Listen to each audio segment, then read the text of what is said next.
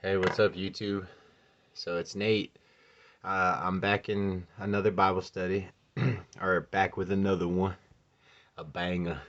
But nah, I just got done reading Job, and after I read Job, I told myself, I've never read Proverbs, so I started to read Proverbs, and so far I read the first 5 chapters, and I wanted to share with you guys the scriptures out of the first 5 chapters that really I found to be super special to me, and I just want to share with y'all.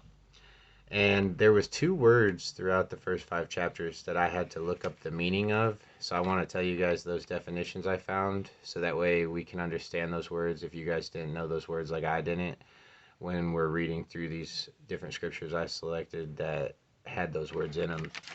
And the first word was fountain. And when I looked up the biblical definition on Google of the word fountain, it says it is the difference between life or death. So that's serious, bro.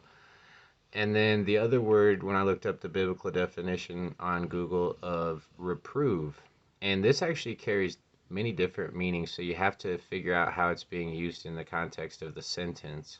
But it says it could be used to dispute, to judge, to chasten, to argue, to correct, or prove. So these are going to be important as I read through the ones that I selected because they use these 2 words in quite a few of them.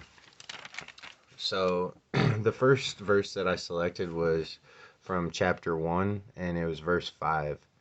And it says, "Let the wise hear and increase in learning, and the one who understands obtain guidance." And then I did chapter 1, verse 7. "The fear of the Lord is the beginning of knowledge. Fools despise wisdom and instruction." And then I did chapter 1, verse 10. "My son, if sinners entice you, do not consent." And then chapter 1, verse 23. "If you turn at my reproof, behold, I will pour out my spirit to you. I will make my words known to you." And then chapter 1, verse 33. "But whoever listens to me will dwell secure and will be at ease without dread of disaster." Then it went into chapter 2, and I chose verse 7. "He stores up sound wisdom for the upright. He is a shield for those who walk in integrity." And then chapter 2, verse 21. "For the upright will inhabit the land, and those with integrity will remain in it."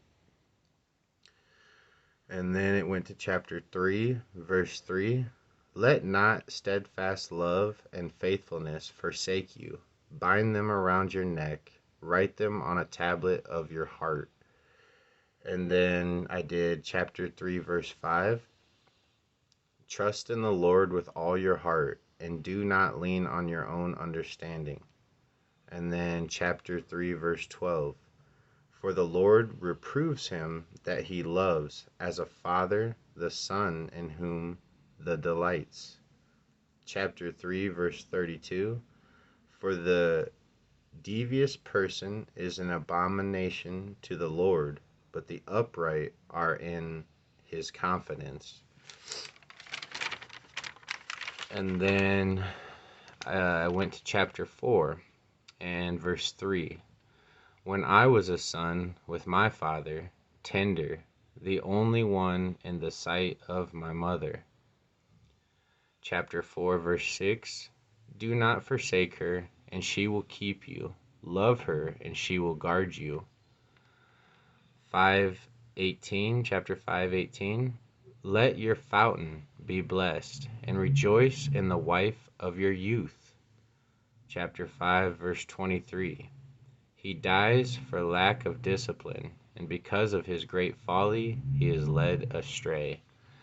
Now, so far in the first 5 chapters, out of those verses I selected, the message that truly hit home to me throughout all those verses I selected was trust in the Lord, walk in integrity in all of our ways, whether we're right or wrong, by openly being honest about right or wrong, that is how we openly accept discipline from God in our life for our good, to be corrected of our wrongs so we can actually walk forward in peace.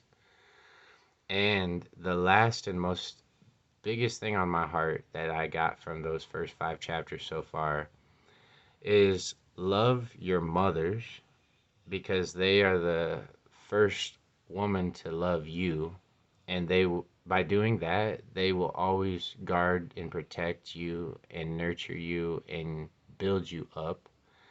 But also, I know from Genesis, it talks about how God created woman as a gift to man, and that he finds it good that a man finds a wife. And it also said in here about a man who finds the man who stays with the wife of his youth, his fountain is blessed. And remember, fountain is it determines life or death. So by staying with your wife, of your first wife, that is going to come with a lot of discipline, because every man knows our wives are always going to challenge us, but they challenge us for our better. So a man who accepts discipline not only from God, but from his mother, from his wife, that is how a man is truly blessed. And then I even took it a step further, because in my opinion, I believe as a man, our job is to always love the women that are in our lives, our mother, our sister, our grandmothers, our daughters, whatever women we hold near and dear in our life. Those women are gonna be the women are the gonna be the way that we are made into great men. And our duty for that to happen is our connection and our faith and our choosing to find God. And by us doing that and staying faithful and accepting the discipline that comes with that, those women and God together will make us great men. So I love the first 5 chapters so far. But peace, love, and light. Nate out. Love y'all.